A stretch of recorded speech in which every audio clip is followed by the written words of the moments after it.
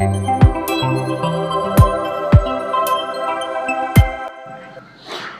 you're welcome back to my YouTube channel.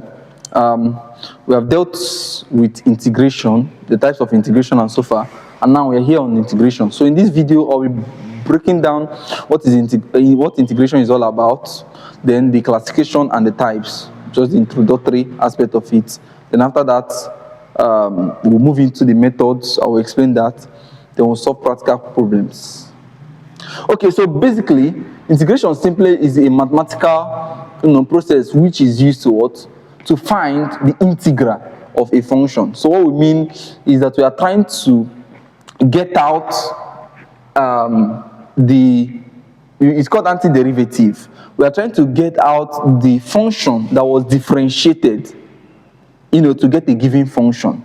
Say you have y equals to 2x. This y equals to 2x. Now, there is a function that was differentiated to get this. And that function can be written as y equal x squared. Right? So if y is equal to x squared, if I differentiate it, what I will get, dy dx will be what? 2x, right? So this 2x now is the derivative of this y. Right? So this dy dx, now I can call it another function y. But in order not to confuse us, since we already have y here, I can call this to be y prime, which is the same thing as saying dy dx. But it's another new function. Right? It's a new function. So if I'm given this 2x and I'm asked to get what function was differentiated, right, to get this 2x, I'll use integration. Why? If I integrate this or 2x, right, I'll get the x squared. Do you agree with me? So that's basically what we are saying by what? Integration. Integration is the mathematical process of trying to find the integral. That integral means antiderivative. That's anti means against derivative. It has been differentiated. You want to go against the differentiation to get back the initial function that was differentiated. You understand? So antiderivative of a function, as the function that was differentiated, is what you want to get back. So it's not like the reverse process of what? Differentiation. When I differentiate and I get an answer, if I'm given that answer and I'm asked to get back the function, how will I work on that answer to get back the initial question or function that I differentiated? That is just all about integration. Now, types or classification of integration, there are two major types. We have the definite integration. This definite integration is when you are integrating across a given boundary. Like you have a path where you start the integration and you have a point. You understand? Where you stop. You understand? So when you're integrating, how to know that that integration is within a given boundary, because there is no diagram most of the times. You understand? It's only on some cases that they will give you a diagram.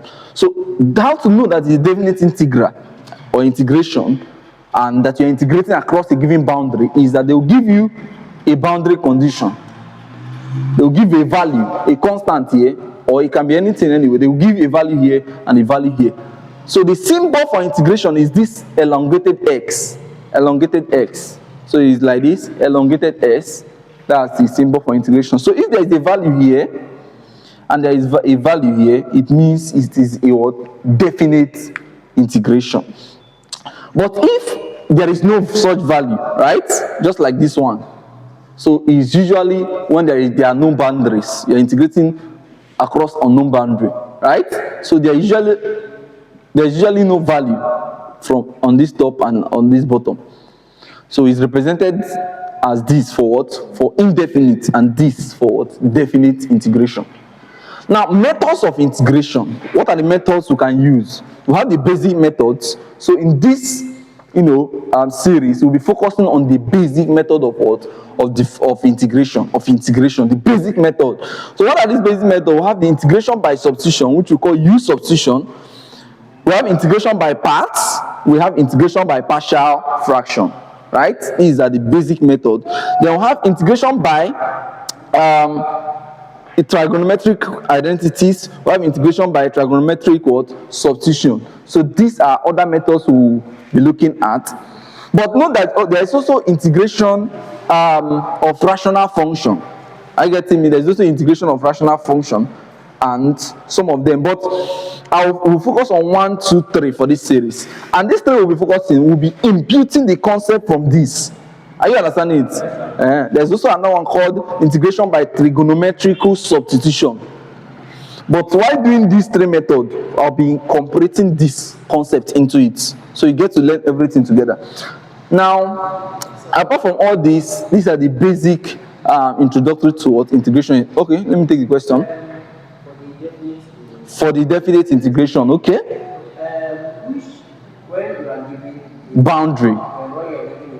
Okay. One is meant to be. Let me say you are giving 6 and 4. Okay. Beautiful. The question is, if you are giving boundary conditions, which one is meant to be at the top and the one that is meant to be at the bottom?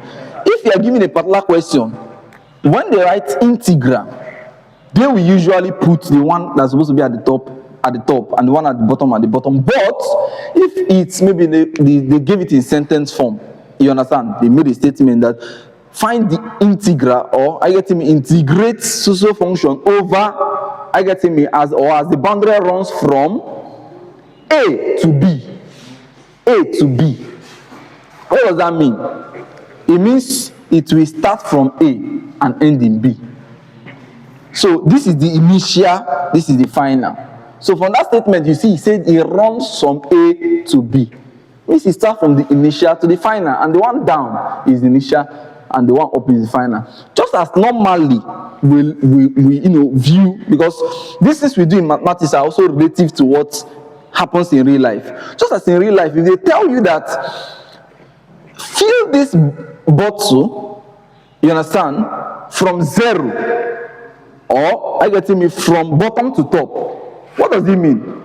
It means you start from here, you keep filling before you get to the top.